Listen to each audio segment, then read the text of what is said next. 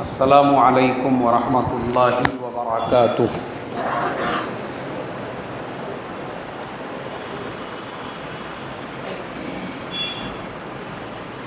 نحمدہ ونصلی علی رسولہ الکریم، اما بعد، قال اللہ تبارک وتعالی اعوذ باللہ من الشیطان الرجیم، بسم اللہ الرحمن الرحیم۔ یا ایھا الذین آمنوا قوا انفسکم واہلیکم نارا، صدق اللہ العظیم۔ محترم بھائیوں، بزرگوں اور دوستوں، سب سے پہلے تو ہم تمام لوگوں نے اللہ تبارک و تعالیٰ کا شکر ادا کرنا چاہیے کہ اللہ تبارک و تعالیٰ نے ہم تمام کو ایمان کی دولت عطا فرمائی۔ بولو الحمدللہ۔ یہ جو ایمان ہے میرے محترم دوستو، اللہ کی طرف سے ملی ہوئی ایسی دولت ہے، اگر ایمان صحیح سے ہمارے دل کے اندر آ جائے، ہماری زندگیوں کے اندر آ جائے، اللہ تبارک و تعالی دنیا اور آخرت دونوں جہان کے ہمارے مسائل کو حل فرما دیں گے۔ اس لیے کہ اللہ نے ہم کو جو زندگی عطا فرمائی ہے، دنیا کی زندگی، تو دنیا کی زندگی میں ہمارے ساتھ میں کاروبار لگے ہوئے ہیں، ملازمت لگی ہوئی ہے، دکانداری لگی ہوئی ہے، کھیتی باڑی لگی ہوئی ہے، لیکن ہماری جو دکانداری ہے، ہماری جو ملازمت ہے، ہماری جو کھیتی باڑی ہے، اگر یہ اللہ کے حکم پر اور اس کے نبی پاک صلی اللہ علیہ وسلم کے طریقے پر آ جائے تو پھر اللہ ہم کو دنیا میں بھی کامیاب کریں گے اور آخرت میں بھی کامیاب کریں گے۔ ایمان کیا ہے اور ایمان کی محنت کیا ہے؟ ایمان کی محنت یہ نہیں ہے کہ انسان اپنا کاروبار چھوڑ کر، انسان اپنی دکانداری چھوڑ کر، انسان اپنی کھیتی باڑی چھوڑ کر، انسان اپنی ملازمت چھوڑ کر 24 گھنٹے وہ یہ کہے کہ بھائی میں ایمان کی فکر کر رہا ہوں، اس لیے میں نے یہ ساری چیزوں کو چھوڑ دیا، تو اسلام میں اس کی اجازت نہیں ہے۔ اس کو رہبانیت کہتے ہیں۔ کیا کہتے ہیں بھائی اسے؟ رہبانیت۔ اور یہ رہبانیت تھی حضرت عیسیٰ علیہ السلام کے شریعت میں۔ آج بھی جو لوگ ان کو مانتے ہیں، ان کے نزدیک یہ رہبانیت جائز ہے۔ وہ لوگ شادیاں نہیں کرتے ہیں، بیاہ نہیں کرتے ہیں، ایسی زندگی گزارتے ہیں، تو ان کے نزدیک یہ چیز وہ یہ سمجھتے ہیں کہ ہم ایسا کر کے اپنے آخرت کی فکر کر رہے ہیں، لیکن ایک مسلمان کے لیے، ایک مومن کے لیے شریعت محمدیہ صلی اللہ علیہ وسلم میں رہبانیت کی اجازت نہیں ہے، بلکہ ہماری جو شریعت ہے اس کے اندر اللہ تبارک و تعالی نے ہم کو یہ حکم دیا ہے کہ بھائی تم دکانداری بھی کرو، کھیتی باڑی بھی کرو، ملازمت کرو، جس لائن میں ہے اس لائن میں رہو، لیکن اپنی اس لائن میں اللہ کا حکم اور اس کے نبی کا طریقہ زندہ کرو۔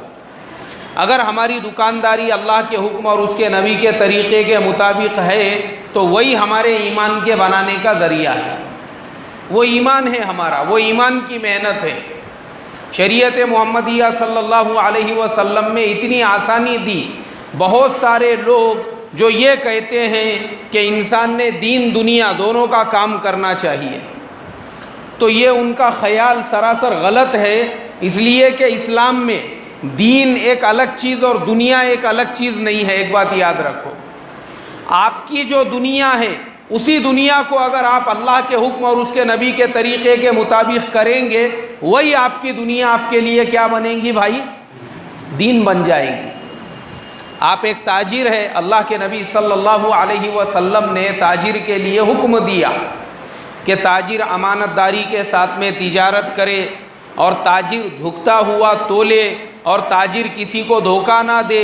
اگر کوئی تاجر اپنی تجارت میں اللہ کے نبی کے اس حکم کو زندہ کرتا ہے تو اللہ کے نبی نے فرمایا کل قیامت کے دن بعض تجارت کرنے والے وہ انبیاء اور شہداء کے ساتھ میں ہوں گے۔ صحابہ نے پوچھا اے اللہ کے نبی وہ کون ہوں گے؟ فرمایا وہ ایمانداری سے تجارت کرنے والے ہوں گے۔ انہوں نے مسجد کے کونے میں بیٹھ کر عبادت نہیں کی بلکہ دکان کے کاؤنٹر پہ بیٹھ کر کیا کی بھائی؟ تجارت کی، کاروبار کیا، لیکن اس کے باوجود اللہ تبارک و تعالی ان کے مقام اور مرتبے کو انبیاء اور شہداء کے برابر پہنچا رہا ہے، وہ صرف اس لیے کہ ان کی تجارت میں کس کا حکم تھا؟ اللہ کا حکم تھا اور نبی پاک صلی اللہ علیہ وسلم کا طریقہ تھا۔ اگر یہ طریقے پر ایمان والا آ جائے، کیونکہ ہم نے دونوں کو الگ الگ کیا، دین کو الگ کیا، دنیا کو، اور لوگ کہتے ہیں نا دین الگ، بولے دونوں کرنا چاہیے۔ ارے بھائی یہاں دونوں ہے ہی نہیں، جو دنیا تم کر رہے ہو اسی کو کس کے حکم کے مطابق کرو؟ اللہ کے اور اس کے نبی کے طریقے کے مطابق، تو تمہارا دنیا کا کام ہی تمہارے لیے کیا بن گیا بھائی؟ دین بن گیا۔ ملازمت کرنے والا ایک آدمی ملازم ہے تو اس کی کمپنی یا گورنمنٹ اس کو یہ حکم دیتی ہے کہ 8 گھنٹے اس نے ڈیوٹی کرنا چاہیے اپنے آفس کے اندر۔ اب اس کی ایمانداری کا تقاضا یہ ہے، وہ یہ سوچے کہ میرے اللہ کا حکم یہ ہے کہ میں اگر کسی کے پاس میں ملازمت کروں ایمانداری سے کروں، اور وہ ایمانداری کو مد نظر رکھتے ہوئے اگر یہ آدمی کام کر رہا ہے، اس کی ملازمت اس کے جنت میں جانے کا کیا بنے گی بھائی؟ ذریعہ بنے گی۔ دونوں الگ الگ نہیں ہے، ایک بات یاد رکھو۔ ایک نوجوان نے ڈاکٹر بننے کا ارادہ کیا، بولے مجھے MBBS کرنے کا ہے، میں میڈیکل کروں گا، سائنس سے مجھے 12th پاس کرنا ہے، اس کے بعد میں ڈاکٹر بنوں گا۔ لیکن اگر ڈاکٹر بننے کے ساتھ ساتھ اس نے یہ نیت کیا کہ میں اپنا جو ڈاکٹری کا پیشہ ہے اس کے ذریعے سے اللہ کے دین کی محنت کروں گا، اللہ کے مخلوق کی خدمت کروں گا اور اللہ کے مخلوق کو میں فائدہ پہنچاؤں گا، تو میں یہ کہتا ہوں اس نوجوان کا MBBS پڑھنا بھی اس کے لیے اب دنیا نہیں رہا، اس کے لیے کیا بن گیا بھائی؟ کیا بن گیا بولو نا؟ دین بن گیا۔ اس کی نیت اچھی ہے، اور وہیں پہ اگر کسی کی نیت میں ہی فساد ہے کہ میرے باپ نے یہ سیٹ 50 لاکھ روپئے دے کر لی ہے تو پہلی فرصت میں مجھے میرے باپ کے 50 لاکھ ریکور کرنا ہے، اب نیت میں فساد ہے تو اس کے نیت میں فساد ہونے کی وجہ سے اس کا یہ تعلیم حاصل کرنا بھی اس کے لیے گناہ کا ذریعہ بن رہا ہے۔ صرف نیت کے بناؤ اور نیت کے بگاڑ کی وجہ سے ایک عمل یا تو وہ اس کے لیے دین بن رہا ہے، یا تو وہی عمل اس کے لیے کیا بن رہا ہے بھائی؟ دنیا بن رہا ہے۔ وہی عمل اس کے لیے یا تو دین بن رہا ہے یا تو دنیا بن رہا ہے۔ اور ہمارے حضرت جی مولانا سعد صاحب دامت برکاتہم تو یہ فرماتے ہیں کہ اگر کوئی ملازمت کرتا ہے، کیا کرتا ہے بھائی؟ ملازمت کرتا ہے، کہیں پہ نوکری کرتا ہے، کہیں پہ جاب کرتا ہے، وہاں سے پیسے کماتا ہے، اور اس کے دل میں کبھی بھی یہ خیال نہیں پیدا ہوتا کہ جو برادران وطن اور دوسرے سماج کے بھائی میرے ساتھ میں کام کر رہے ہیں ان کو اپنے اخلاق کے ذریعے سے، اپنے کردار کے ذریعے سے متاثر کر کے ان تک بھی میں اپنے دین کی دعوت کو پہنچاؤں، اپنے اسلام کی اچھائیوں کو پہنچاؤں۔ اگر اس کے دل میں یہ خیال نہیں پیدا ہوتا ہے تو اس کے لیے اس جگہ سے پیسہ کمانا بھی ناجائز ہے، وہ بھی اس کے لیے جو ہے مطلب یہ ہے کہ بھائی تم اگر کہیں پہ کام کر رہے ہو تو تمہاری اگر یہ نیت ہے تم ہمارے برادران وطن کے ساتھ، دوسرے لوگوں کے ساتھ، تو نیت کے فساد اور بگاڑ کی وجہ سے صرف اس نے یہ نیت کیا، وہ تو گورنمنٹ آفس میں کام کر رہا ہے، کسی بھی آفس میں، کسی بھی ادارے میں، پرائیویٹ کمپنی میں کام کر رہا ہے، لیکن نیت اس نے یہ کیا کہ میں یہاں کام کرتے کرتے میرے ساتھ میں جو برادران وطن ہیں اور دوسرے سماج کے جو بھائی ہیں ان کو اسلام کی اچھائیوں سے متاثر کروں گا اور ان کو بتاؤں گا ایک اچھا اور سچا مسلمان کیسے ہوتا ہے، تاکہ اسلام کے بارے میں ان کے دل سے بدگمانیاں دور ہو اور اسلام کی اچھائیاں ان کو پتہ چلے اور وہ اسلام کے قریب آئے، تو یہ نیت اور یہ عمل اس کو جنت میں لے جانے کا ذریعہ بنیں گی۔ وہ مدرسے میں پڑھا رہا تھا کیا بھائی؟ ارے بھائی بولو نا مجھے۔ اس نے مدرسے میں بچوں کو قرآن پڑھایا؟ اس نے کوئی دینی خدمت انجام دی؟ نہیں، وہ دنیا کا کام کر رہا ہے۔ اور کس کے ساتھ کر رہا ہے؟ دوسرے سماج کے لوگوں کے ساتھ، برادران وطن کے ساتھ، لیکن صرف نیت کے یعنی اس کی جو نیت ہے، نیت اس کی صاف ستھری ہونے کی وجہ سے اس کا وہ عمل بھی وہ اس کو کہاں لے جانے کا ذریعہ بن رہا ہے؟ جنت میں لے جانے کا۔ دیکھو اسلام کتنا سادہ، سمپل اور صاف ستھرا مذہب ہے کہ آپ کام تو دنیا کا کر رہے ہو، لیکن صرف آپ کی نیت کی اچھائی آپ کے اس عمل کے ذریعے سے آپ کے کہاں جانے کا ذریعہ بن رہی ہے؟ جنت میں جانے کا۔ اور وہ دنیا کا عمل بھی آپ کے لیے دنیا کا عمل نہیں رہا، وہ آپ کے لیے کیا بن گیا؟ دین بن گیا آپ کے لیے۔ اس لیے میرے محترم بزرگوں، دوستو، کیونکہ دیکھو جب تک مسلمان اپنے ہر عمل میں اللہ کے حکم اور اس کے نبی کے طریقے کو نہیں لائے گا، یہ پوری دنیا میں جو فتنے، فساد اور بگاڑ ہے یہ دور نہیں ہوگا۔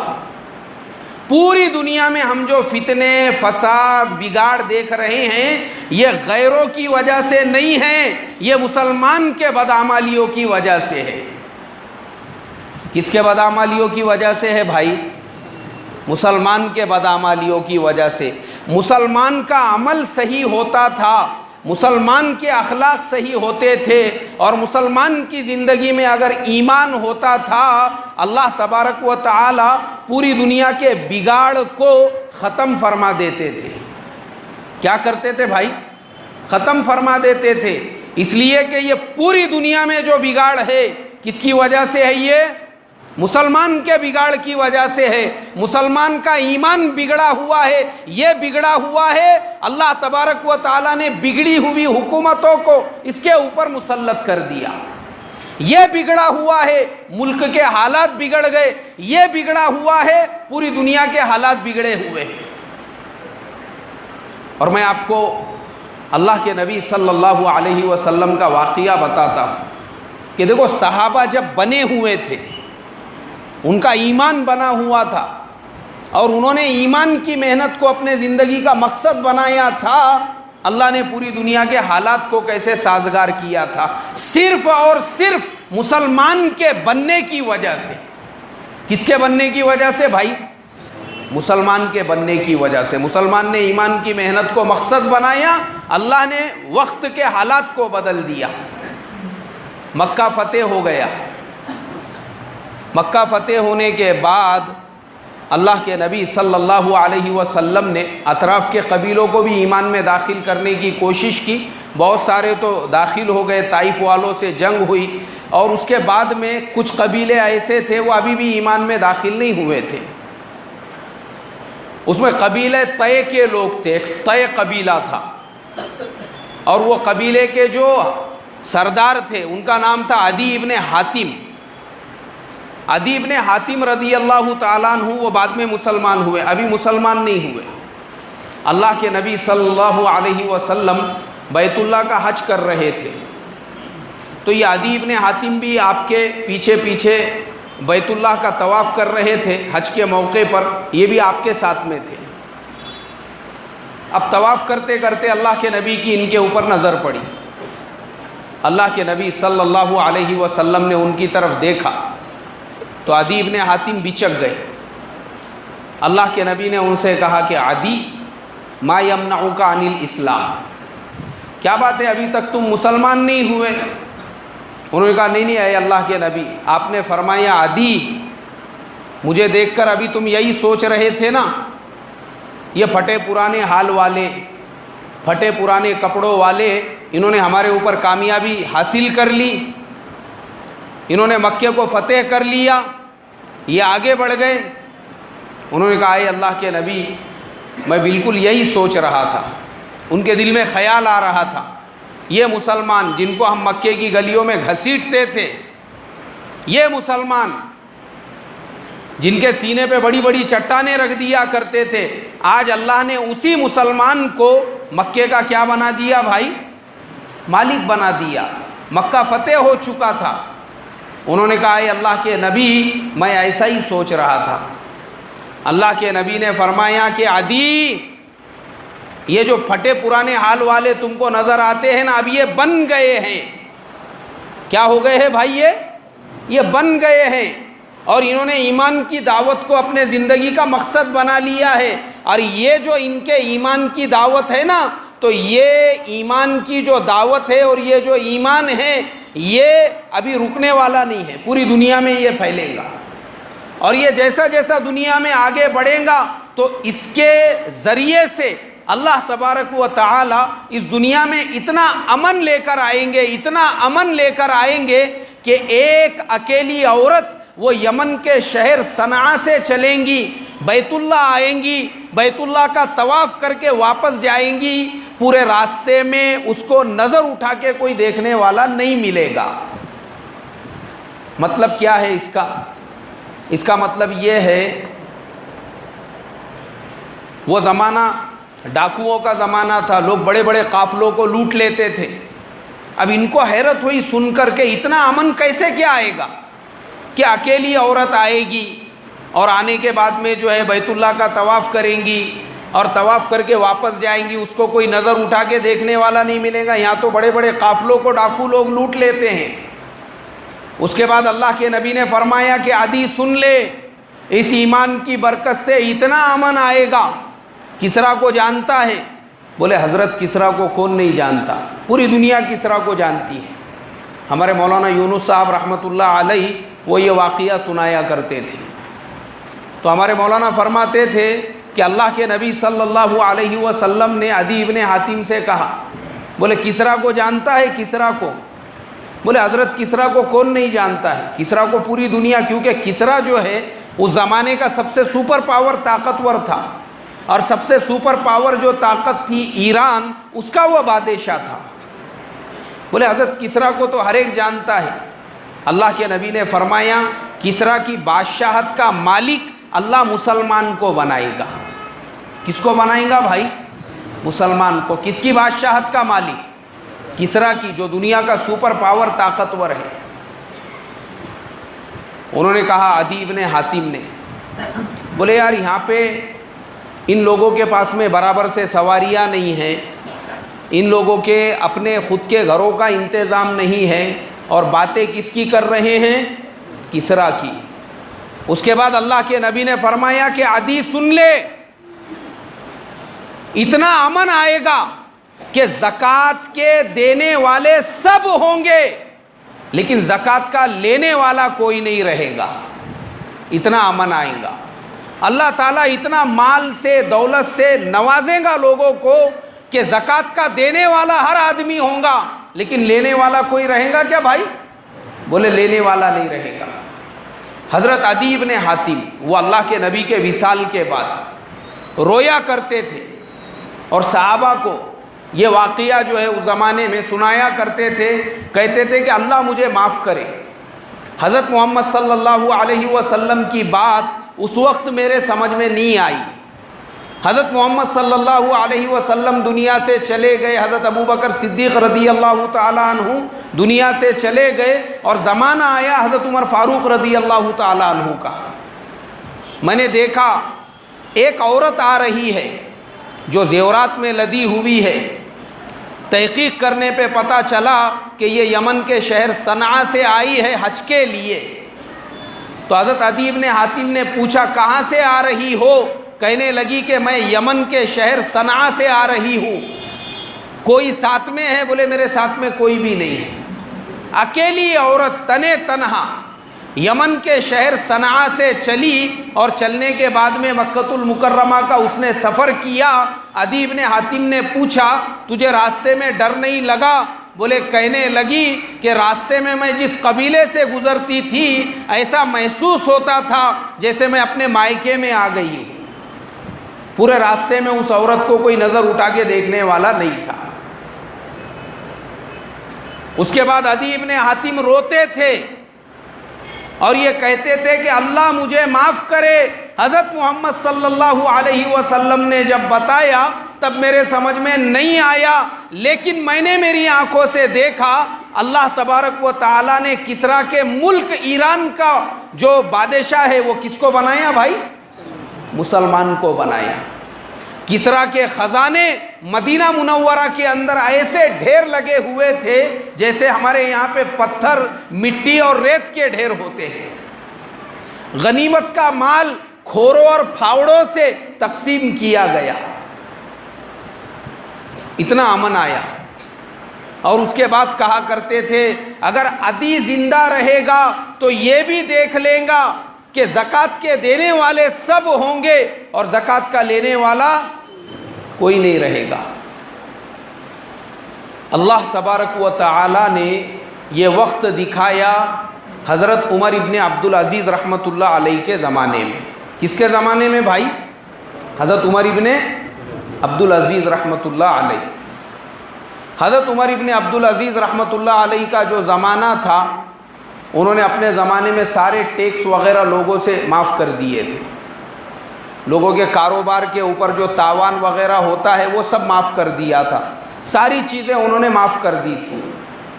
تو لوگوں کا جو ٹرن اوور ہے کاروبار کا وہ بڑھ گیا، مارکیٹ میں اولا ڈھال بڑھ گئی، بزنس بڑھ گئے، کاروبار بڑھ گئے۔ اب جب لوگوں کے کاروبار بڑھ گئے تو پھر سارے لوگ کیا ہو گئے بھائی؟ مالدار ہو گئے، پیسے والے ہو گئے۔ اتنا امن آیا، اتنا چین آیا، اتنا سکون آیا۔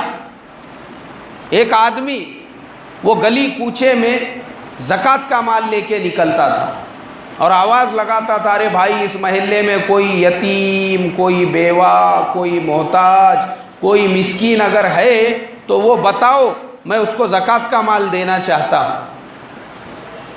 ایک دروازہ کھلتا، ایک آدمی باہر نکلتا اور وہ یہ کہتا، بولے او بھائی صاحب ادھر آؤ، ادھر آؤ، ادھر آؤ، کہاں نکلے ہو تم؟ بولے میں زکوٰۃ کا مال تقسیم کرنے کے لیے نکلا ہوں۔ اور اس کو خوشی ہوتی کہ چلو اچھا ہوا مجھے زکوٰۃ کا لینے والا کوئی مل گیا۔ لیکن جو دروازہ کھولنے والا ہوتا تھا وہ ایک تھیلی اپنے گھر میں سے نکال کے کہتا، بولے بھائی صاحب آپ زکوٰۃ کا مال تقسیم کرنے کے لیے نکلے ہو، یہ میری بھی ایک تھیلی لے کر جانا۔ کوئی محتاج، مسکین، غریب اگر تم کو مل جائے یہ میری بھی زکوٰۃ دے دینا یار، گھر میں ویسی پڑی ہوئی ہے۔ زکوٰۃ کے دینے والے، اور علماء نے لکھا ہے اور ہمارے مولانا فرماتے تھے کہ اتنا امن آیا تھا حضرت عمر ابن عبدالعزیز رحمۃ اللہ علیہ کے زمانے میں کہ بھیڑیا اور بکری دونوں ایک گھاٹ پہ پانی پیا کرتے تھے۔ بھیڑیا کی ہمت نہیں ہوتی تھی بکری کو ہاتھ لگانے کی۔ ایک دن بھیڑیا نے بکری کے اوپر حملہ کر دیا تو چرواہا جو تھا بکریاں چرانے والا وہ کہنے لگا ایسا محسوس ہوتا ہے اب عمر ابن عبدالعزیز دنیا میں نہیں رہے۔ گاؤں میں واپس آئے، پتہ چلا تو حضرت عمر ابن عبدالعزیز رحمۃ اللہ علیہ کا انتقال ہو چکا تھا۔ اللہ نے وہ زمانہ دکھایا، پوری دنیا میں ایسا امن، ایسا چین، ایسا سکون آیا تھا۔ ایمان آیا تو ایمان کے ساتھ میں کیا آیا تھا بھائی؟ امن آیا تھا۔ امن پوری دنیا میں آیا، کس کے ساتھ میں آیا تھا؟ ایمان کے ساتھ۔ کس کے ساتھ آیا تھا؟ ایمان کے ساتھ۔ آج پوری دنیا میں امان امان امان، لوگ امن کے نعرے لگاتے ہیں۔ امن آتا ہے کیا بھائی؟ امن کے نعرے لگا کر امن کے نام پر لوگ اپنا پیٹ بھرتے ہیں۔ خالی نعرے مارنے سے امن نہیں آتا۔ دنیا میں امن آئے گا، کس کے ساتھ میں آئے گا؟ ایمان کے ساتھ میں آئے گا۔ ایمان آئے گا تو امن بھی آئے گا۔ آج کمی جو ہے وہ ایمان کی ہے، ایمان نہیں ہے، اس لیے دنیا میں کیا نہیں ہے بھائی؟ امن نہیں ہے۔ اصل مسئلہ ایمان کا ہے۔ اور میں آپ کو مثال دے کر بتاتا ہوں، وہ ملک جن ملکوں کے اندر ایمان ہے، ایمان، ہمارے آج کے زمانے میں بھی آپ کو ان ملکوں کے اندر امن ملے گا۔ کیا ملے گا بھائی؟ امن آج بھی ہے، امن وہاں پر آج بھی امن ہے جہاں پر کیا ہے؟ ایمان ہے۔ آپ ملیشیا کا سفر کیجئے، ملیشیا کس کا ملک ہے؟ مسلمانوں کا ملک ہے۔ وہاں پر ایمان کی محنت انہوں نے ایسی کی، اپنے ایئرپورٹ پہ جگہ جگہ انہوں نے مسجدیں بنا دی، روڈوں پہ راستوں پہ انہوں نے مسجدیں بنا دی، پورے ملک کے اندر اپنے اسکولوں کے اندر اپنے کالجز کے اندر ایسا نصاب داخل کیا کہ بچہ انگریزی کے ساتھ، بچہ وہاں کی اسکول کی تعلیم کے ساتھ میں ایمان کی بھی تعلیم حاصل کرے۔ کئی کی تعلیم حاصل کرے؟ ایمان کی۔ اب جب ایمان کی تعلیم بچے بچپن سے حاصل کرنے لگے تو وہاں کے اسکولوں سے بچے حافظ قرآن اور عالم دین بن کر نکلنے لگے۔ ایمان کی تعلیم بچپن سے ان کو دی جانے لگی تو ایمان کی تعلیم دل میں آنے کے بعد اور زندگی میں آنے کے بعد ملک میں ایسا امن آیا ہوا ہے۔ آپ بڑے سے بڑے مال میں چلے جائیے، آپ بڑے سے بڑی دکان میں جائیے، آپ نے کیا خریدا ہے کیا نہیں خریدا ہے، آپ باہر نکل رہے ہیں، آپ کو کوئی نہیں پوچھیں گا آپ نے بل کیا ہے یا نہیں کیا ہے بول کر۔ اور وہاں پہ خود کسی کی مجال بھی نہیں ہے کہ کوئی 2 روپے کی چیز خریدے اور وہ بغیر بل کر کے باہر نکل جائے۔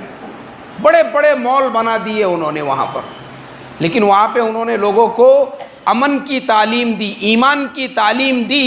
جب ایمان زندگیوں میں آیا تو ایمان کے ساتھ میں کیا آیا بھائی؟ امن آیا۔ رات میں 2 بجے 3 بجے آپ روڈ سے گزر رہے ہیں، راستے سے گزر رہے ہیں، اور وہی رات میں 2, 2:30, 3 بجے کے وقت میں مستورات بھی روڈ سے راستے سے گزر رہی ہے۔ کیا کسی مرد کی مجال ہے کہ وہ کسی مستورات کو نظر اٹھا کے دیکھ لے؟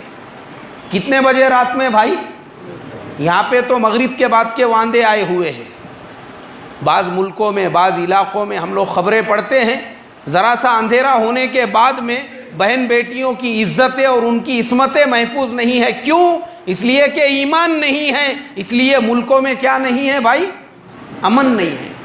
اور وہاں پہ ایمان ہے تو اتنا امن ہے کہ بہن بیٹی رات میں 2 بجے 2:30 بجے 3 بجے بھی اگر راستے سے گزر رہی ہے، کیا کسی کی مجال جو اس کو نظر اٹھا کر وہ دیکھ لے؟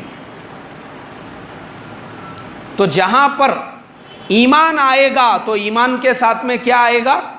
امن آئے گا۔ اصل جو محنت ہے میرے محترم بزرگوں دوستو وہ ہے ایمان کی۔ ایمان زندگی کے اندر آنا یہ ضروری ہے، ایمان کا اپنی زندگی کے اندر آنا۔ اور جب ایمان آئے گا نا تو آدمی کسی بھی لائن میں رہو، کسی بھی فیلڈ میں رہو، کسی بھی فیکلٹی کے اندر رہو، چاہے وہ بزنس مین رہو، چاہے وہ ملازم رہو، چاہے وہ کھیتی باڑی کرنے والا رہو، چاہے وہ نوکری کرنے والا رہو، چاہے وہ کوئی بھی لائن کا انسان رہو، تو اس کا جو ایمان ہے وہ اس کو اس کام کے اندر اللہ کے حکم اور اس کے نبی کے طریقے پہ چلنے کا حکم دے گا، اور انسان چلے گا خود بخود اللہ کے حکم پر اور اس کے نبی کے طریقے پر۔ اور جب وہ اللہ کے حکم پر چلے گا اور اس کے نبی کے طریقے پر چلے گا تو اللہ کے حکم اور اس کے نبی کے طریقے پہ چلنا ہی اس کے لیے ایمان کے اور امن کے آنے کا ذریعہ بنے گا۔ اور یہ جو امن ہے میرے محترم دوستو، یہ جو ایمان ہے، آج آپ دیکھ رہے ہوں گے نا دنیا میں سب سے زیادہ لوگ جس کے لیے پریشان ہے وہ پیس ہے، اور وہ کیا ہے بھائی؟ امن ہے۔ وہ سب سے زیادہ کروڑوں روپیہ اس کے اوپر دنیا کی طاقتیں خرچ کر رہی ہے کہ کسی طریقے سے دنیا میں امن آ جائے۔ ارے بھائی دنیا میں جب ایمان نہیں آئے گا تو امن آ سکتا ہے کیا؟ ایمان آنے دو نا، خود بخود آئے گا۔ فضائل صدقات کے اندر حضرت شیخ زکریہ رحمۃ اللہ علیہ نے واقعہ لکھا۔ دیکھو ایمان آئے گا تو امن کیسے آئے گا؟ ایمان آنے کے بعد حضرت عبداللہ ابن عمر رضی اللہ عنہما وہ راستے سے سفر کر رہے ہیں، تو انہوں نے دیکھا کہ ایک چرواہا ہے، بکریاں چرانے والا، بکریاں چرا رہا ہے۔ حضرت عبداللہ ابن عمر رضی اللہ عنہما نے اس چرواہے سے کہا، بولے بھائی صاحب ایک بکری ہم کو دے دو، ہم اس بکری کو کاٹیں گے، ذبح کریں گے، اس کا گوشت پکائیں گے، اور تم کو بھی تھوڑا سا دیں گے۔ تو وہ چرواہا کہنے لگا، بولے حضرت یہ بکریاں میری نہیں ہیں، یہ بکریاں میرے مالک کی ہے۔ حضرت عبداللہ ابن عمر رضی اللہ عنہما نے اس کا امتحان لینے کے لیے اس سے مزاحاً کہا، ارے تیرے مالک کو کہاں پتہ چلے گا، مالک تھوڑی تجھے دیکھ رہا ہے، مالک کو جا کے بول دینا ایک بکری کو بھیڑیا اٹھا کے لے کر چلا گیا۔ وہ چرواہا کہنے لگا، بولے حضرت میں جھوٹ بول کر مالک کو دھوکہ دے سکتا ہوں، اللہ کو دھوکہ دے سکتا ہوں کیا؟ اللہ کو دھوکہ نہیں دے سکتا۔ فَإِنَّ اللَّهَ، اللہ کہاں چلے جائیں گے۔ حضرت عبداللہ ابن عمر رضی اللہ عنہما وہ بار بار جب بھی اس کی یاد آتی تھی اس کو یاد کر کے کہا کرتے تھے، ایک بکریاں چرانے والا چرواہا یہ کہتا ہے فَإِنَّ اللَّهَ، اللہ کہاں چلے جائیں گے۔ جھوٹ بول کر اللہ کو، جھوٹ بول کر مخلوق کو دھوکہ دے سکتا ہوں، مالک کو دھوکہ دے سکتا ہوں، جھوٹ بول کر اللہ کو دھوکہ دے سکتا ہوں کیا بھائی؟ جھوٹ بول کر اللہ کو دھوکہ نہیں دے سکتا۔ تو یہ ایمانداری اس کے اندر جو آئی وہ کہاں سے آئی بھائی؟ ایمان کے راستے سے۔ کائے کے راستے سے؟ ایمان آیا، ایمانداری خود بخود زندگی کے اندر آئی۔ آج جو پوری دنیا میں یہ جو نعرے لگ رہے ہیں امن کے لیے، ایمانداری کے لیے، کیوں نہیں آ رہی ہے؟ اس لیے نہیں کیونکہ ایمان نہیں ہے۔ جب ایمان کی محنت ہوگی اور ایمان زندگیوں کے اندر آئے گا تو پوری دنیا کے حالات خود بخود کیا ہوں گے بھائی؟ بدل جائیں گے۔ اور دیکھو ایمان کہاں سے آئے گا؟ ایمان تقریر کے راستے سے آئیں گا بھائی۔ ارے بھائی مجھے بولو نا آپ لوگ، تقریر کرنے سے، بیان کرنے سے، پروچن دینے سے ایمان آئیں گا کیا؟ نہیں آئیں گا ایمان زندگیوں کے اندر، کیونکہ آج کے زمانے میں تقریر کرنے والوں کی، بیان کرنے والوں کی کمی نہیں رہی۔ جس کا بیان آپ کو سننے کا ہے، آپ ماشاءاللہ آج کا زمانہ آن لائن کا ہے، آج کا زمانہ انفارمیشن ٹیکنالوجیز کا ہے، آپ کسی کا بھی بیان سن سکتے ہیں۔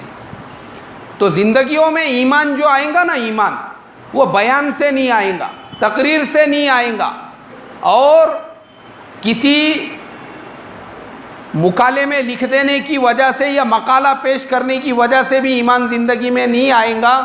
ایمان اگر ہم کو اپنی زندگی میں لانا ہے اس کے لیے کیا کرنا پڑے گا بھائی؟ کیا کرنا پڑے گا؟ ایمان کی محنت کرنا پڑے گی۔ کیا کرنا پڑے گی بھائی؟ ایمان کی محنت کرنا پڑے گی۔ بغیر محنت کے زندگی کے اندر دین نہیں آ سکتا۔ ایک بات یاد رکھو، ایمان کی محنت بہت ضروری ہے۔ آپ مجھے بتائیے دنیا کا کون سا ایسا کام ہے جو انسان تقریر سن کے کر سکتا ہے؟ مثال کے طور پر ایک آدمی کو سافٹ ویئر انجینئر بننا ہے، یا اس کو ڈاکٹر بننا ہے، یا اس کو پروفیسر بننا ہے، وہ صرف تقریر کر کے بن سکتا ہے کیا بھائی؟ اس کے لیے محنت کرنا پڑے گی، اس کے ایگزامز پاس کرنا پڑیں گے، اس کے پریکٹیکلز دینا پڑیں گے۔ وہ ساری چیزیں کرنے کے بعد میں اس کو انٹرنشپ کرنا پڑیں گی۔ محنت کرے گا اس کے بعد جا کے وہ ڈاکٹر بن سکتا ہے، انجینئر بن سکتا ہے۔ یہاں تک کہ میں کہتا ہوں اگر کسی کو کھیتی باڑی کا کام سیکھنا ہے وہ بھی بغیر محنت کے نہیں سیکھ سکتا ہے کوئی۔ اس کے لیے بھی کیا کرنا پڑیں گی؟ محنت کرنا پڑیں گی۔ اور ایمان جو ہے میرے محترم بزرگوں، ہمارے آج کے زمانے میں اللہ تبارک و تعالی نے ہم ہندوستان والوں کے اوپر اتنا بڑا احسان کیا، اتنا بڑا احسان کیا، اتنا بڑا احسان کیا کہ اللہ نے ہمارے ملک سے اس محنت کو شروع فرمایا، جس محنت کے ذریعے سے اللہ نے صرف ہمارے ملک میں نہیں بلکہ وہ عرب ملک جہاں پہ صحابہ اکرام کی اولادیں رہتی ہے وہاں پہ بھی دوبارہ سے ایمان کی بادیں باہر ہی چلا دی۔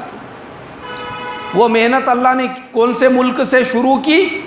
ہمارے ملک سے۔ اور وہ کون سی محنت ہے؟ ارے بھائی بولو نا، دعوت و تبلیغ کی مبارک محنت۔ یہ جو دعوت کی محنت ہے اللہ نے اس کو کہاں سے شروع فرمایا؟ کون سے ملک سے شروع فرمایا؟ ہمارے ملک سے شروع فرمایا۔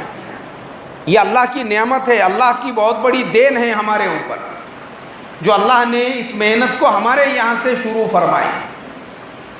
ورنہ آپ یاد رکھو بہت سارے مسلمان وہ بیچارے جو ہے نا رشک کرتے ہیں، بولے عربوں کے پاس میں اتنا مال ہے، عربوں کے پاس میں اتنا پیسہ ہے، ان کے پاس میں بڑی بڑی عمارتیں ہیں، ان کے پاس میں اچھے اچھے گاڑیاں ہیں، ان کے پاس میں بڑے بڑے محلات ہیں. ایسا لوگ سوال کرتے ہیں.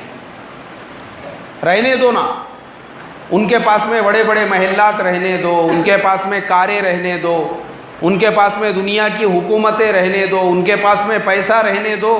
ارے تم خوش قسمت ہو، اللہ نے تمہارے ملک سے اس محنت کو شروع فرمایا جس محنت کے ذریعے سے اللہ نے ان عربوں کو بھی یہودی اور نصرانی بننے سے بچا لیا.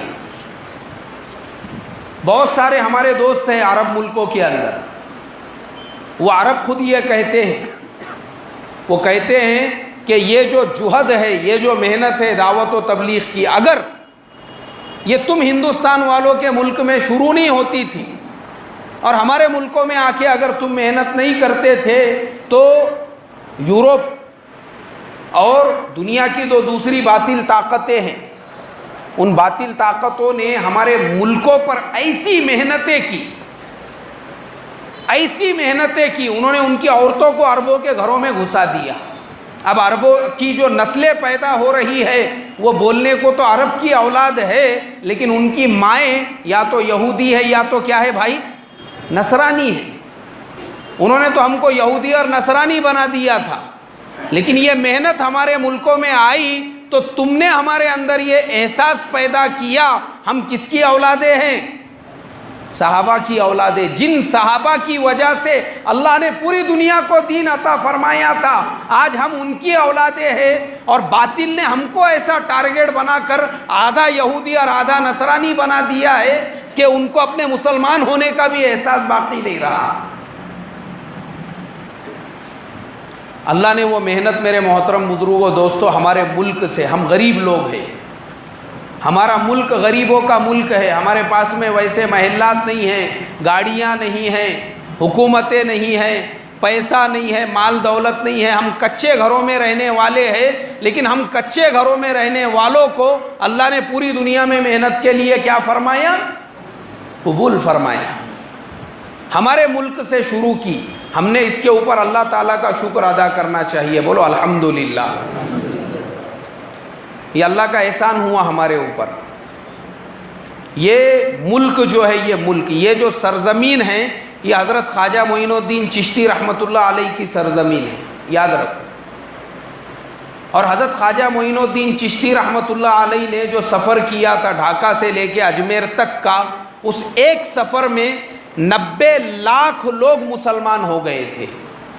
کتنے لاکھ لوگ بھائی؟ 90 لاکھ لوگ ایمان میں داخل ہوئے، مسلمان ہوئے، ایمان میں داخل ہو گئے. خواجہ صاحب نے دعوت کو اپنے زندگی کا مقصد بنایا. وہ رہنے والے تو ایران کے تھے. کہاں کے رہنے والے تھے بھائی؟ ایران چھوڑ کے آئے ہندوستان میں. انہوں نے جو ہے سکونت اختیار کی، کائے کے لیے؟ کون سی محنت کے لیے؟ دعوت کی مبارک محنت کے لیے. یہ جتنے اللہ والے ہیں یہ سارے اللہ والے داعی تھے. کون تھے بھائی یہ؟ ان کی زندگیاں اگر ہم اٹھا کر دیکھیں گے، یہ اپنے اپنے ملکوں کو، اپنے اپنے علاقوں کو، سب کو چھوڑ کر یہاں پر جو آئے وہ اسی محنت کے لیے آئے.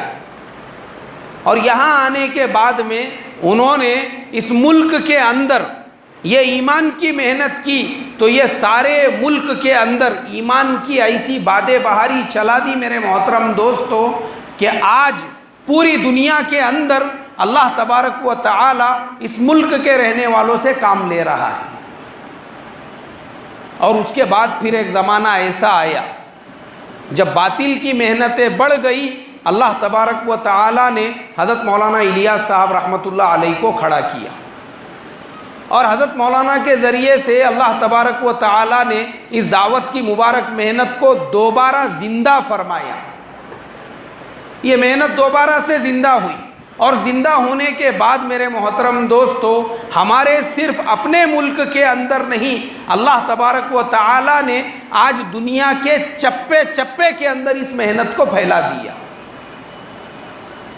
حضرت مولانا علی میاں صاحب رحمۃ اللہ علیہ بہت بڑے عالم دین، بہت بڑے عالم دین، بہت بڑے اللہ والے، جنہوں نے حضرت جی مولانا الیاس صاحب رحمۃ اللہ علیہ کی صحبت میں اپنے زندگی کا ایک لمبا زمانہ گزارے ایک ساتھ میں۔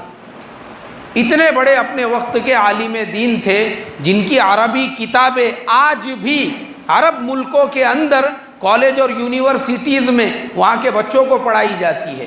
ماذا خسیر العالم بانحطاط المسلمین، مولانا علی میاں صاحب رحمۃ اللہ علیہ کی وہ کتاب ہے جس کتاب کی وجہ سے ان کو شاہ فیصل ایوارڈ انعام دیا گیا۔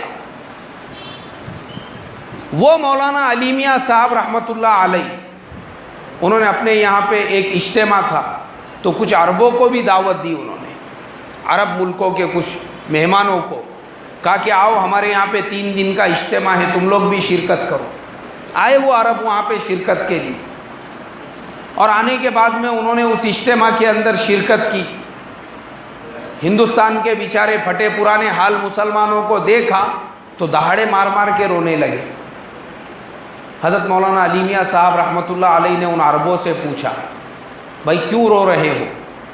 انہوں نے کہا کہ حضرت اللہ ہم کو معاف کرے، ہم یہ سمجھتے تھے صحابہ اکرام کے واقعات پڑھ کر، صحابہ اکرام کی زندگیاں پڑھ کر، کہ صحابہ کے زمانے کے جو مسلمان تھے ان کا نمونہ آج دنیا میں کہیں پر بھی باقی نہیں رہا۔ وہ سب باتیں اب خالی کتابوں میں رہ گئی۔ کہاں پہ رہ گئی بھائی؟ وہ کتابوں میں ہی جو صحابہ کے قصے ہیں، کہانیاں ہیں، واقعات ہیں، وہ بس اب کتابوں میں بچوں کو پڑھانے کے لیے ٹھیک ہے، پریکٹیکل میں کوئی اس پہ عمل نہیں کر سکتا۔ اللہ ہم کو معاف کرے، ہم اگر ہندوستان میں نہیں آتے، اسی غلط فہمی کے ساتھ میں مر جاتے تھے، یا آپ کے 3 دن کے اجتماع کے اندر لوگوں کے چہروں پہ داڑیاں دیکھ کر، سروں پہ عمامے دیکھ کر، ٹوپیاں دیکھ کر، سنت لباس دیکھ کر، جیبوں میں رکھی ہوئی مسواکیں دیکھ کر، اور تسبیحات دیکھ کر، اور سنتوں کا اہتمام دیکھ کر، یہ لوگوں کو دیکھ کر ہم کو وہ زمانہ یاد آ گیا، اور ہم سمجھ گئے کہ جو واقعات صحابہ کے تھے اور جو زندگیاں صحابہ کی تھی، ان کے نمونے آج بھی ہندوستان میں موجود ہیں۔ کہاں پہ موجود ہے بھائی؟ ہاں، وہاں پہ تو کوئی ایسی داڑیاں رکھتا نہیں، دیکھے ہوں گے آپ لوگوں نے، وہاں پہ داڑھی رکھنے والے کو کسی اور نام سے پکارا جاتا ہے۔ وہاں تو ہے نہیں یہ ماحول، ٹوپی پہننا، داڑھی رکھنا، سر پہ عمامہ باندھنا اور جیب میں مسواک رکھنا۔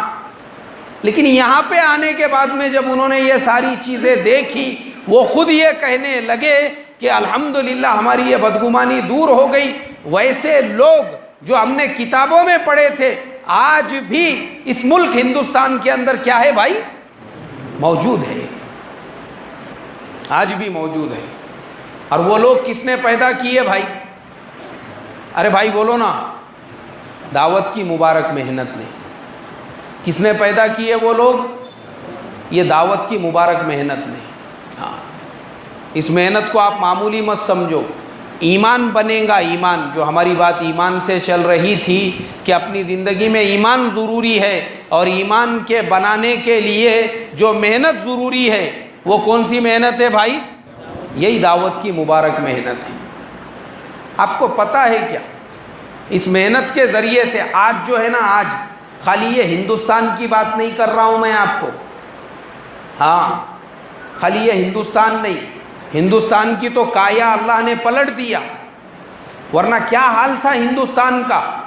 خود ہمارے اپنے صوبے کا، اس صوبے کا، ہمارے مولانا یونس صاحب رحمۃ اللہ علیہ نے اس صوبے کے گاؤں گاؤں میں جا کر، دیہات دیہات میں جا کر، ایک ایک قریے قریے میں جا کر اس دعوت کی مبارک محنت کو کیا، اور اس صوبے میں، اس علاقے کے اندر دعوت کی محنت کو جو زندہ کیا، اور مسلمانوں کے اندر اپنے مسلمان ہونے کا جو احساس پیدا کیا۔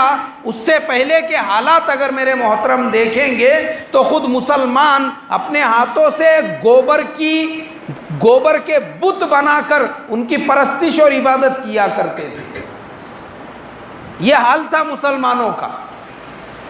لیکن اللہ تبارک و تعالیٰ نے آج جو ہم اپنے ملک کی حد تک جو دیکھ رہے ہیں، گلی گلی میں ہم کو مدرسے نظر آ رہے ہیں، مکتب نظر آ رہے ہیں، اور ماشاءاللہ نوجوانوں کے چہروں پہ داڑھیاں نظر آ رہی ہے، اور سروں پہ ٹوپیاں نظر آ رہی ہے، اور چھوٹے چھوٹے بچے ہمارے مکتبوں میں پڑھ کر حافظ قرآن اور عالم دین بن رہے ہیں۔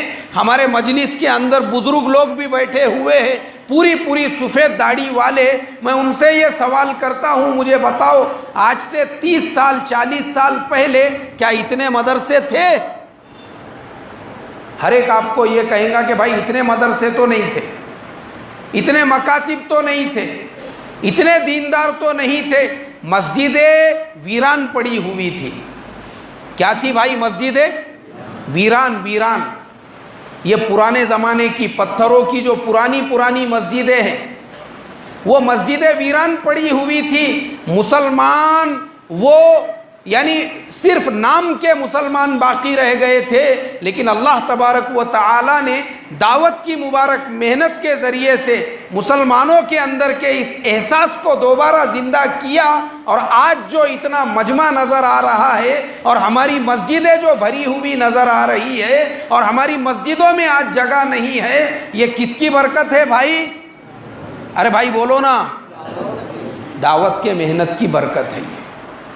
ہاں، یہ نوجوانوں کے چہروں پہ داڑھیاں، ورنہ داڑھی رکھنے کو عیب سمجھتا تھا مسلمان، اور آج بھی ہے ایسے لوگ وہ خیالات کے۔ 70 سال عمر ہو گئی ہوئی ہے، 80 سال عمر ہو گئی ہوئی ہے، کیوں؟ دعوت کی محنت سمجھ میں نہیں آئی، اس لیے سنتوں پہ چلنا اس کے لیے آسان نہیں ہو رہا ہے۔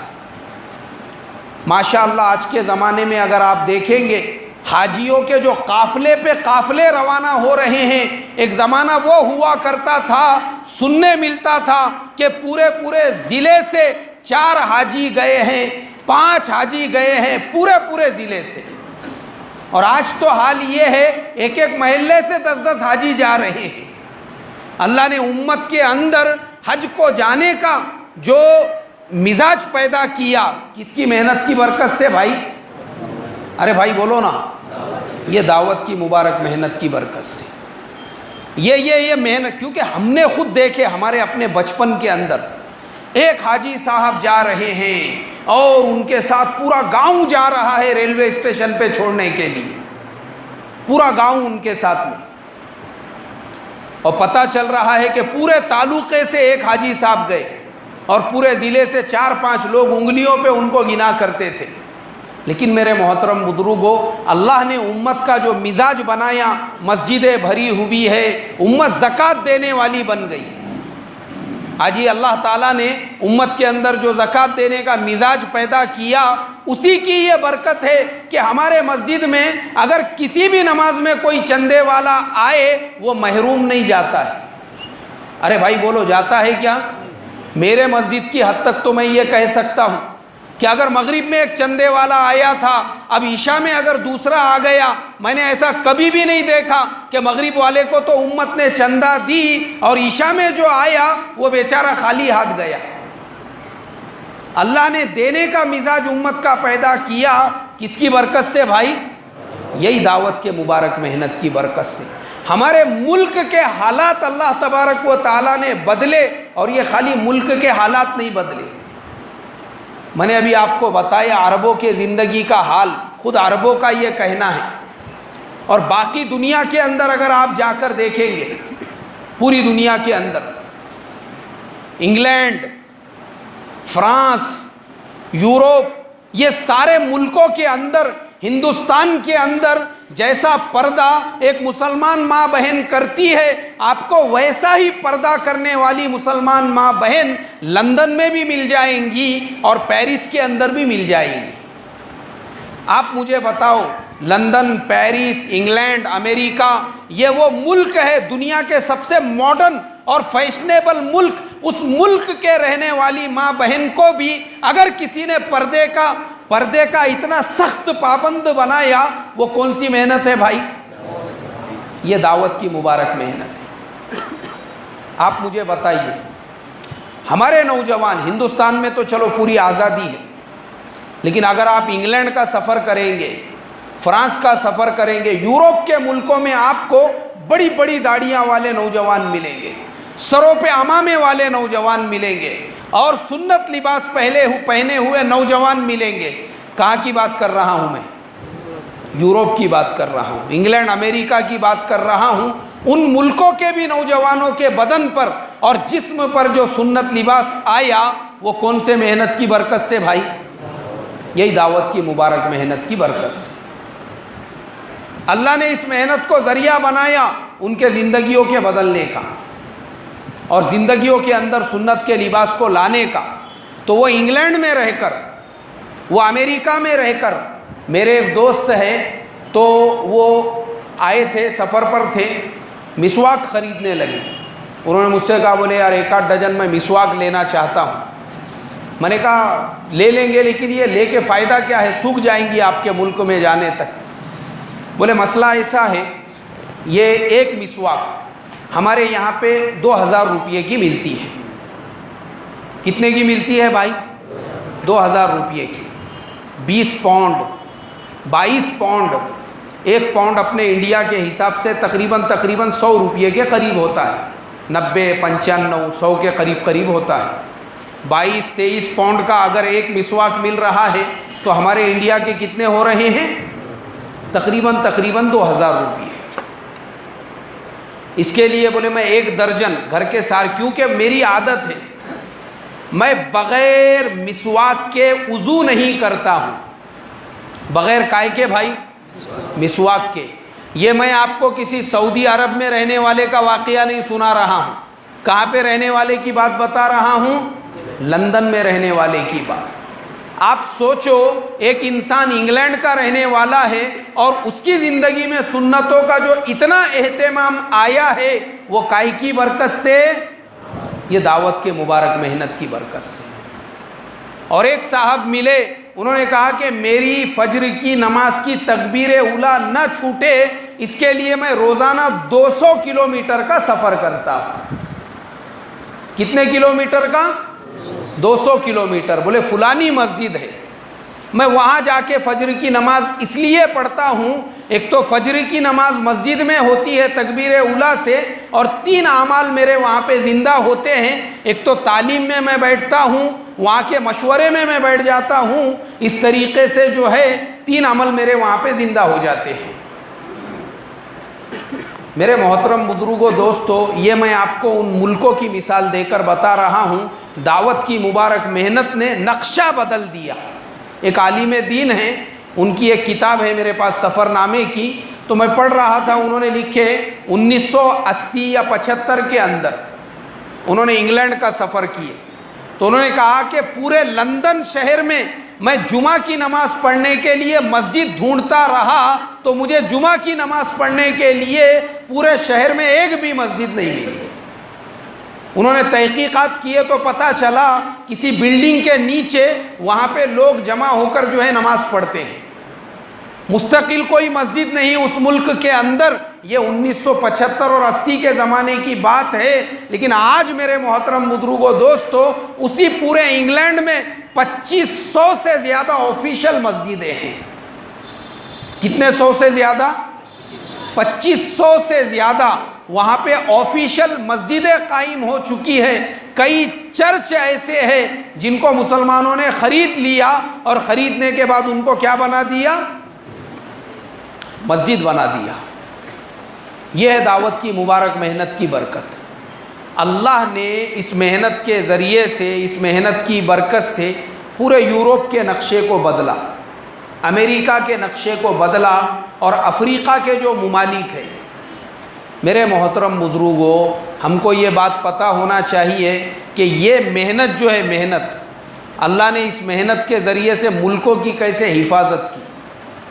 افریقہ کے اندر کئی مسلمان ملک ایسے ہیں، وہاں پہ مسلمانوں کو عیسائی بنانے کی محنتیں ہونے لگی۔ نائجیریا، اس کا ایک اگزامپل میں آپ کو دیتا ہوں، اگر آپ تاریخ اٹھا کر دیکھیں گے آپ کو ملے گا، ایک زمانے میں وہ 100% مسلمانوں کا ملک تھا۔ کس کا ملک تھا بھائی؟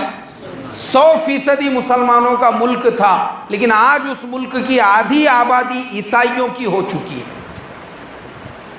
عیسائی مشنریز محنت ہونے لگی ان کی اس ملک کے اندر، اور محنت کرتے کرتے انہوں نے ملک کو کھانا شروع کر دیا۔ جب میرے محترم بزرگوں ہمارے جو ساتھی ہیں، جو قربانی دینے والے ساتھی ہیں، ایسے ساتھیوں کے علم میں جب بات آئی تو جماعتوں پہ جماعتیں لے جا کر انہوں نے اس ملک کو ٹارگٹ بنایا۔ اس ملک میں ایسی محنت کی کہ آدھے ملک کو عیسائی بننے سے بچا لیا، ورنہ اگر یہ محنت اس ملک کے اندر نہیں جاتی تھی تو جو 100% مسلمانوں کا ملک آدھا عیسائی بن چکا ہے، دیکھتے دیکھتے وہ پورا ملک کیا بن جاتا تھا بھائی؟ اللہ تعالیٰ نے یہ جو محنت ہے میرے محترم بزرگوں دوستو، اس کا جو خیر ہے، اس کے خیر کے ذریعے سے اللہ تبارک و تعالیٰ نے پوری دنیا کے اندر، ہم نے دنیا کے ایسے ملکوں کا، ابھی میں نظام الدین میں تھا دسمبر کے مہینے میں، تو جو بیرون کی تشکیل ہوتی ہے اور بیرون والوں کی پرچیاں بنائی جاتی ہے اور بیرون والوں کو رخ ملتا ہے، تو وہیں پہ میرا قیام تھا۔ تو جماعتوں کے رخ بن رہے تھے، میرے کو ایسا لگتا تھا کہ بھائی میرے کو جغرافیہ کا بہت نالج ہے، بہت معلومات ہے، دنیا کا کوئی ملک ایسا نہیں ہے جس کے بارے میں مجھے نالج نہیں ہے، ایسی میری سوچ تھی۔ لیکن جب میں وہاں پہ ان لوگوں کے ساتھ میں کچھ دن میں نے جب کام کیا، میری یہ غلط فہمی دور ہو گئی، اس لیے کہ دنیا کے ایسے ملکوں میں جماعتوں کے رخ طے ہو رہے تھے، زندگی میں کبھی ہم نے ان کا نام بھی نہیں سنا تھا۔ ایسے جزیروں میں جا کر لوگ محنتیں کر رہے تھے، ان جزیروں کا کبھی نام نہیں سنا، اور کتنا خرچ لے کر، 10 لاکھ روپئے، 12 لاکھ روپئے خرچ لے کر ایک جماعت کو خود ہم نے روانہ کیا۔ 12 لاکھ روپئے کا خرچ لے کر وہ جماعت صرف اور صرف اللہ کے دین کی محنت کے لیے ان جزیروں کے علاقوں کے اندر پہنچی جہاں پہ آج تک کوئی نہیں پہنچا تھا۔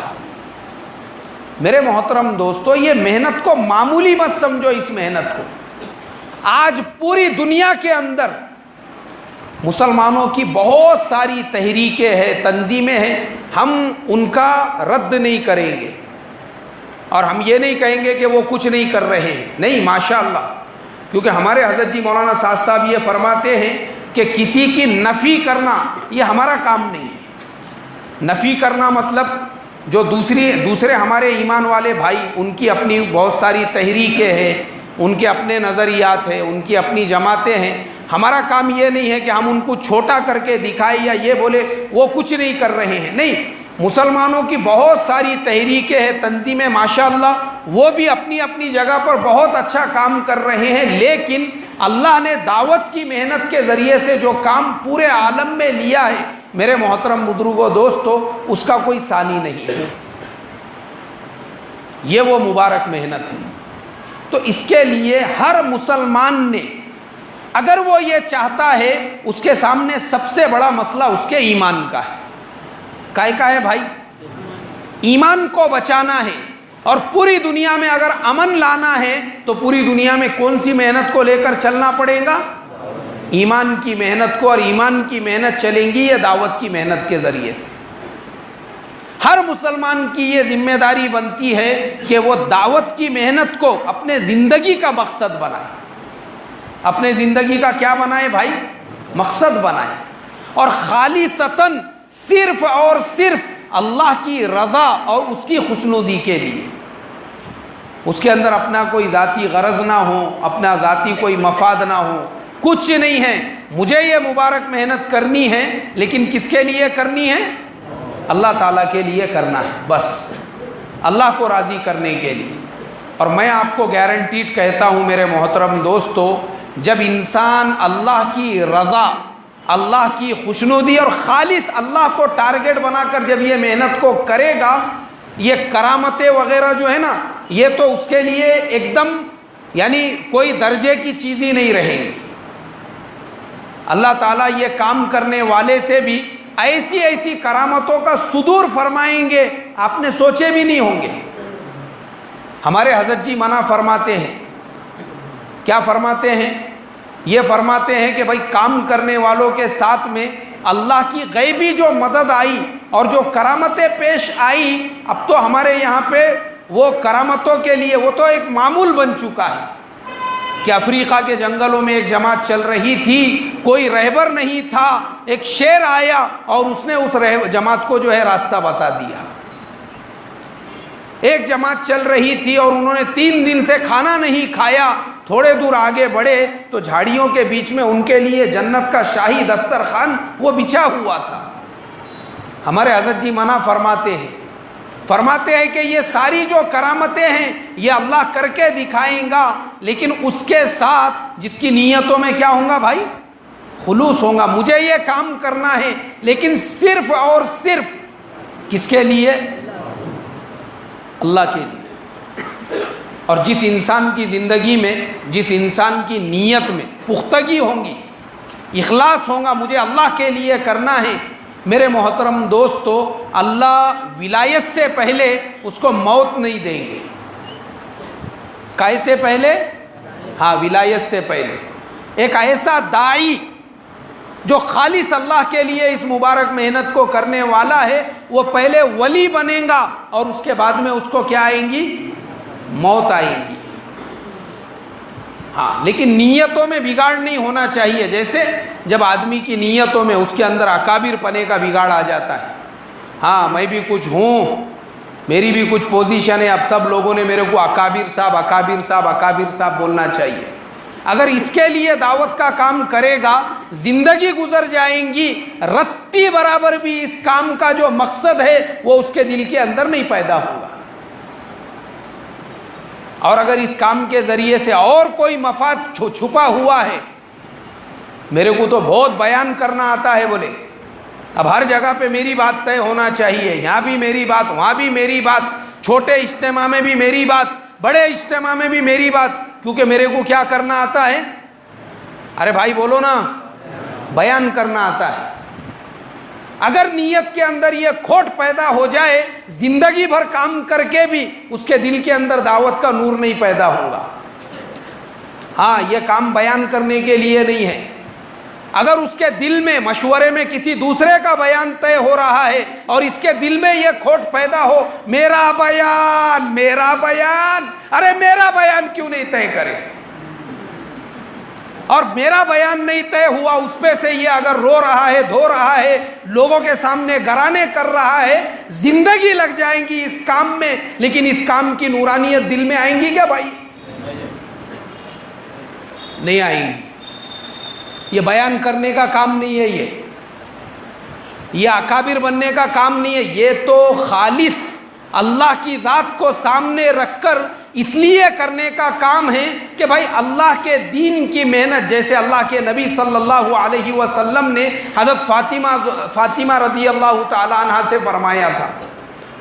اللہ کے نبی بیت اللہ کے سامنے نماز پڑھ رہے ہیں، عقبہ ابن ابی معیط، ابو جہل نے کہا بولے فلانی جگہ پہ ایک اونٹنی ذبح ہوئی ہے۔ عقبہ ابن ابی معیط نے جا کے اس کی اوجھڑی اٹھا کے لے کے آ گئے اور رکھ دیا اس نے اللہ کے نبی کی گردن پر۔ اب سجدے میں سے آپ کا اٹھنا مشکل ہو گیا، حضرت فاطمہ دوڑتی ہوئی آئی، انہوں نے اس جو ہے اوجھڑی کو ہٹایا اور ان کو برا بھلا کہنے لگی، ابو جہل اور عقبہ ابن ابی معیط وغیرہ کو۔ اللہ کے نبی نے سر اوپر اٹھایا، آنکھوں سے آنسو جاری تھے، فرمایا بیٹی فاطمہ غم مت کر، جس دین کی خاطر تیرے باپ کو اتنا ستایا جا رہا ہے، ایک وقت ایسا آئے گا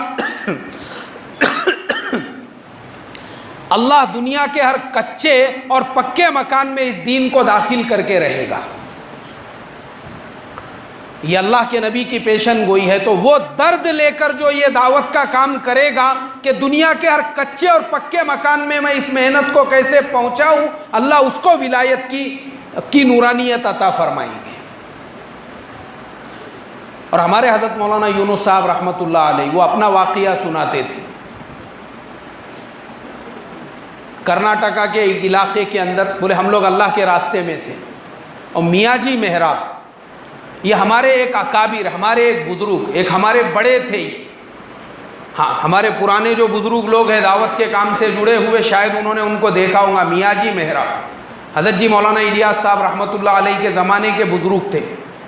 میاں جی محراب وہ جماعت کے امیر تھے، اور جماعت پہنچی ایک بستی کے اندر، تو ہمارے مولانا فرماتے تھے کہ میں مسجد کے ایک کونے میں دعا کی کتاب لے کے پڑھنے کے لیے بیٹھ گیا اور دعا کی کتاب میں پڑھنے لگا۔ اب جب دعا کی کتاب مولانا پڑھنے لگے تو میاں جی محراب وہ ہمارے مولانا یونس صاحب کے قریب میں آئے، اور آنے کے بعد میاں جی محراب نے مولانا سے کہا کہ مولانا تم نے سب سے اونچا عمل کیوں نہیں کیا؟ بولے حضرت سب سے اونچا عمل کیا ہے؟ بولے سب سے اونچا عمل یہ ہے کہ جس بستی میں ہم آئے ہیں، آپ اگر اس بستی میں آنے کے بعد سب سے پہلے یہ فکر اور یہ کڑن لیتے کہ اس بستی میں 100% اللہ کا دین کیسے زندہ ہو جائے، بھلے 100 سال کے بعد اس بستی میں اللہ کا دین 100% زندہ ہوتا، لیکن تمہارے نام اعمال میں بھی اس کا ثواب لکھا جاتا۔ یہ اصل یہ کام کا مقصد، یہ فکر، یہ کڑن ہے۔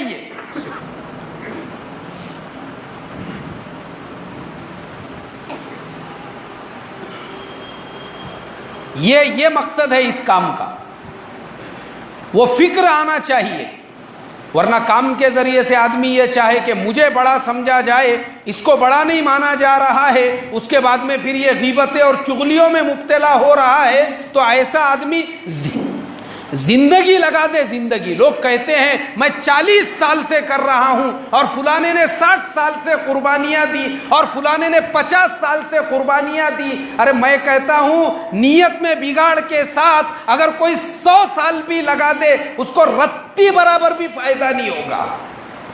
کون سے بگاڑ کے ساتھ بھائی؟ نیت کے بگاڑ کے ساتھ، اور نیت کے خلوص کے ساتھ۔ ایک دیہاتی، میں جماعت لے کے چل رہا تھا، کھیڑے گاؤں کا آدمی، لیکن جو اس کے نیت کے اندر درد تھا، کڑن تھا، اور بیچارے کا پہلا چلہ پورا ہونے کے پہلے وہ روتے ہوئے میرے پاس آیا ایک دن تہجد کے وقت میں، اور کہنے لگا اللہ کے نبی صلی اللہ علیہ وسلم میرے خواب میں آئے تھے، اور اللہ کے نبی صلی اللہ علیہ وسلم نے مجھے یہ بشارت دی اور کہا اس مبارک محنت کو آخری سانس تک کرتے رہنا۔ کون تھا بھائی وہ؟ مفتی صاحب تھے کہیں کے؟ ارے بھائی بولو نا، امام صاحب تھے؟ نہیں، عالم صاحب تھے، حافظ صاحب تھے، کسی بستی کے امیر صاحب تھے کیا؟ ذمہ دار، بیان کرنے والے 2-2 4-4 گھنٹے، اور بیان نہیں طے ہونے پہ کدیا مارنے والے، ایسے تھے کیا؟ ارے گاؤں کھیڑے کا بیچارہ شیتکری آدمی، وہ مشکل سے اس کی تشکیل کر کے، لیکن پہلے ہی دن سے اس نے یہ طے کیا اس محنت کو اپنے زندگی کا کیا بنانا ہے؟ مقصد بنانا ہے۔ اور اللہ تعالیٰ نے وہ کڑن پہ، وہ تڑپ پر اس دیہاتی آدمی کو اللہ کے نبی کی زیارت کرا دی، جو اچھے پڑھے لکھوں کو نہیں ہوتی ہے۔ تو اصل جو ہے میرے محترم بزرگوں، دوستو، اس مبارک محنت میں نیت بہت ضروری ہے۔ اگر ہماری نیتوں کے اندر خلوص ہوگا اور اخلاص ہوگا کہ کام تو کرنا ہے، لیکن کس کے لیے کرنا ہے؟ اللہ کے لیے۔ میرا کوئی دنیا کا مفاد اس کام کے ساتھ میں وابستہ نہیں ہے۔ ارے میں ابھی آپ کو کیا کیا بتاؤں، ایسی کرامتیں ہوں گی آپ کے ساتھ، ایسی کرامتیں سوچ بھی نہیں سکتے ہیں، آپ سوچ بھی نہیں سکتے۔ آپ کے دل میں خیال پیدا ہوا اور اللہ نے آپ کا کام کر دیا، یہ ہوگا آپ کے ساتھ۔ میں آپ کو کسی پرانے زمانے کی بات نہیں بتا رہا ہوں، آج کے زمانے کی بات بتا رہا ہوں، لیکن شرط ہے اس کے لیے، شرط یہی ہے کہ ہم کو اس کام کے تابع بنانا پڑے گا، کام کو اپنے تابع نہیں بنانا پڑے گا۔ ہم کو کس کے تابع بننا پڑے گا بھائی؟ کام کے تابع، کام کے تابع، کام کو اپنے تابع نہیں کہ اپنے منمانی طریقے سے جو ہو رہا ہے اس طریقے سے ہم کام کو اپنے تابع داری میں چلا رہے ہو۔ جو کام کو اپنے تابع داری میں چلائے گا یا وہ یہ سمجھے گا کہ میں میرے حساب سے کام کرتا رہوں گا، کوئی فائدہ نہیں ہے ایسے کام کا۔ حضرت مولانا عمر صاحب پالن پوری رحمت اللہ علیہ ہمارے ایک بڑے تھے، ہمارے ایک بزرگ تھے، ہمارے ایک اکابر تھے۔ وہ ہمیشہ ایک بات فرمایا کرتے تھے، میں نے خود حضرت مولانا سے یہ بات سنا تھا، بولے یاد رکھو اللہ نے اس کام کو نظام الدین کی 4 دیواری سے شروع فرمایا۔ کہاں سے شروع فرمایا بھائی؟ نظام الدین کی چار دیواری سے. یہ کام اللہ نے وہاں سے شروع کیا، بنگلے والی مسجد سے. تو حضرت مولانا فرماتے تھے کہ یاد رکھو اس کام کو اسی چار دیواری کے اصولوں پر کرو. جو آدمی اس چار دیواری کے اصولوں پر 4 مہینے اللہ کے راستے میں لگائے گا، میں اس کو اس بات کی گارنٹی دیتا ہوں اللہ بغیر ولایت کے اس کو موت نہیں دے گا. یہ کس کے جملے تھے بھائی؟ حضرت مولانا عمر صاحب پالن پوری رحمۃ اللہ علیہ. یہ ہمارے بڑے تھے، بزرگ تھے. وہ یہ فرمایا کرتے تھے اپنے آپ کو کس کا تابع بناؤ؟ نظام الدین کی چار دیواری کا.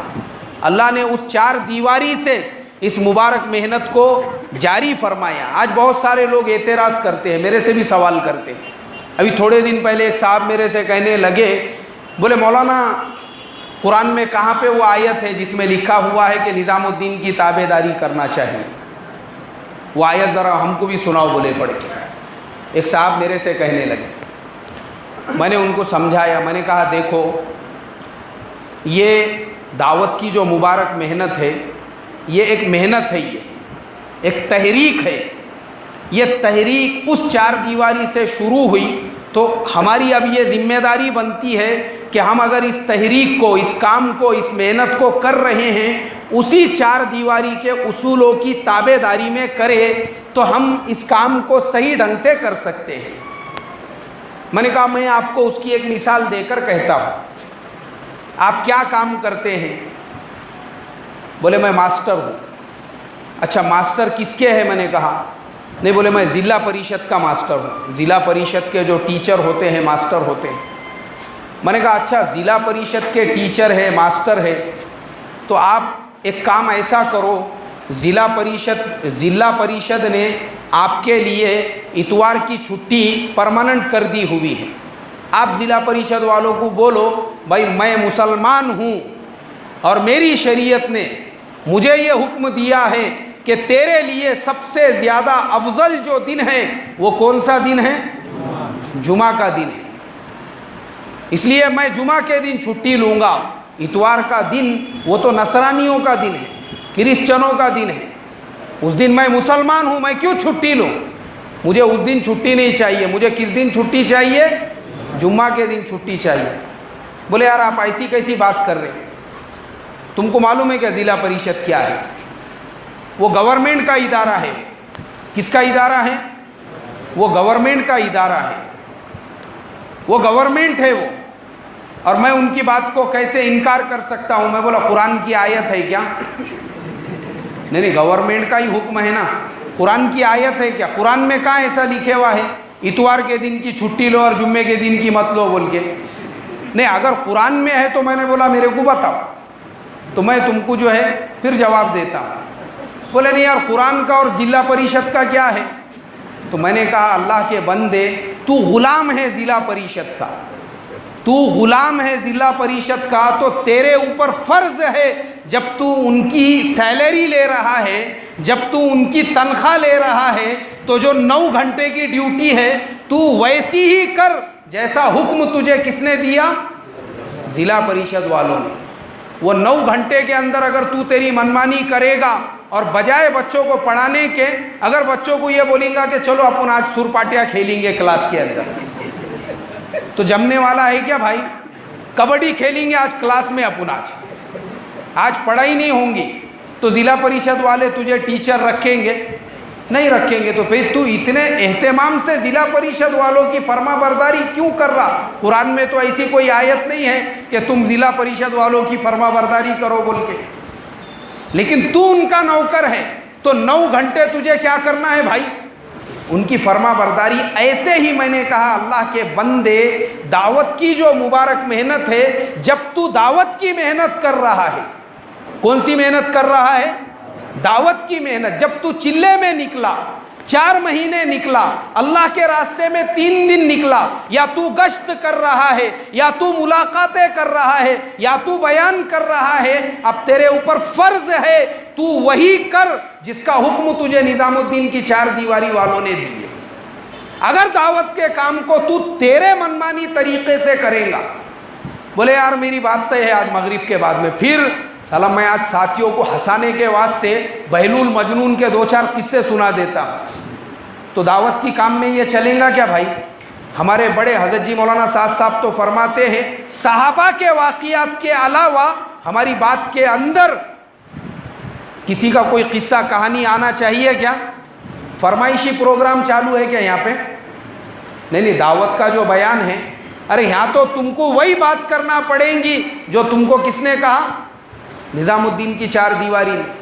چلے میں اگر تم اللہ کے راستے میں نکلے ہو تو میں نے کہا اللہ کے بندے یہ ایک ترتیب ہے، اگر تم اس کام کو کر رہے ہو تو یہ کام تم کو انہی کی تابع داری میں کرنا پڑے گا، تو تم صحیح اصول سے صحیح ترتیب کے ساتھ میں اس کام کو کر سکتے ہو، کیونکہ اللہ نے یہ کام کہاں سے شروع کیا بھائی؟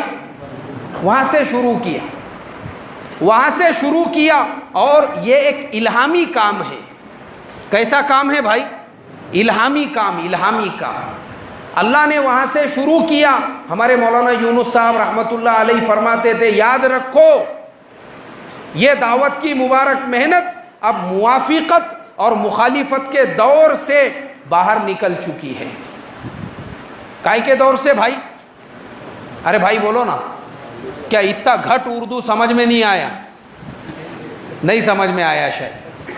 ہمارے مولانا یونس صاحب رحمۃ اللہ علیہ فرمایا کرتے تھے کہ یہ دعوت کا مبارک کام موافقت اور مخالفت کے دور سے باہر نکل گیا۔ مطلب یہ ہے اب اس کام کو نہ کسی کے طرفداری کی ضرورت ہے۔ 1000 لوگ اگر ایک ساتھ میں کھڑے رہ کر یہ کہے ہم دعوت کے کام کا سپورٹ کرتے ہیں، اس سے دعوت کے کام کو رتی برابر بھی فائدہ ہونے والا ہے کیا بھائی؟ نہیں ہونے والا ہے، کیونکہ کام تو پورے عالم میں چلتا رہے گا۔ اور 1000 لوگ اگر مخالفت میں کھڑے رہ کر یہ کہے ہم اس کام کی مخالفت کرتے ہیں تو ذرہ برابر بھی اس کام کو نقصان نہیں پہنچنے والا ہے۔ یہ مطلب ہے اس کا کہ اللہ نے مخالفت اور موافقت کے دور سے کام کو باہر نکال دیا، لیکن یاد رکھو اب کام کو اگر خطرہ ہے تو کام کے کرنے والوں سے ہے، باہر والوں سے ہے کیا بھائی؟ نہیں ہے۔ اب کس سے کام کو خطرہ ہے؟ کام کے کرنے والوں سے ہے۔